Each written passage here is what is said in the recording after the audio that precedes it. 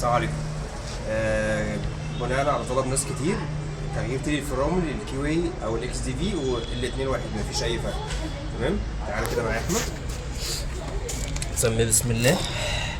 بصوا يا شباب، الكليبر ده او اللي هو اللي ماسك التيب بتاع الفرامل ممسوك بمسمارين، كل واحد فيهم برقم 10. تمام، والالين ده في واحد هنا وفي واحد الجنب التاني، المقاس بتاعه 5 مللي. تمام، هنسمي كده فك ده.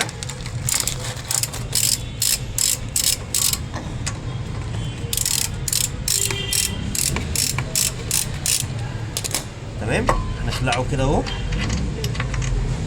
ماشي، هنهز كده بايدينا لحد ما ايه، بسم الله، يطلع معاك اهو كده. التيل طلع معاك.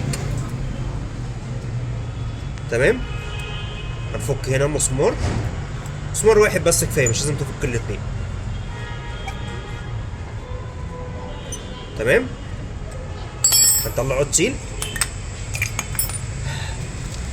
اهو طلع معانا. ماشي، هنجيبه تيل جديد اهو. سمي كده بسم الله.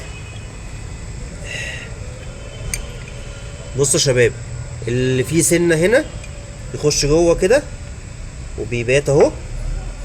تمام، والتاني ماشي في زي مشقبيه هنا او سن، هتدخله في السن اللي فوق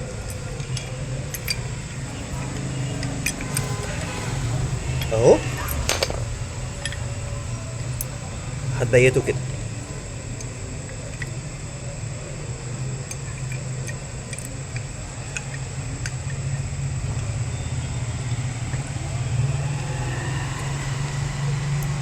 تمام، هتجيب المسمار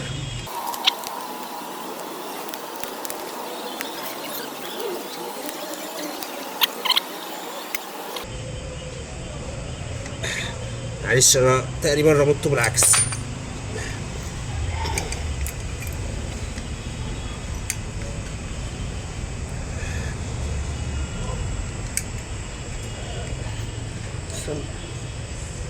ماشي،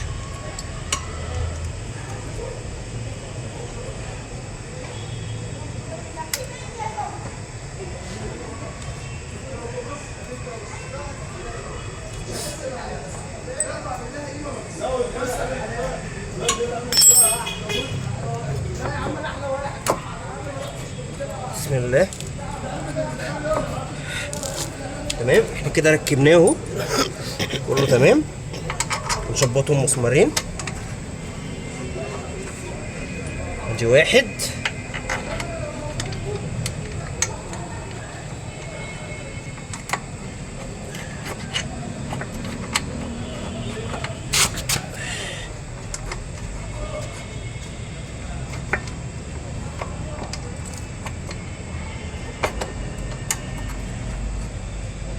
ادي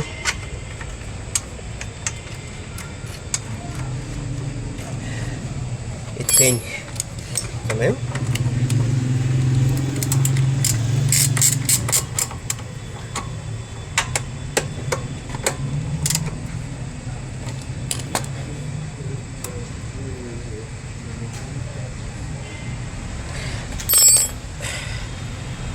بس. تمام، احنا كده ركبنا التيل.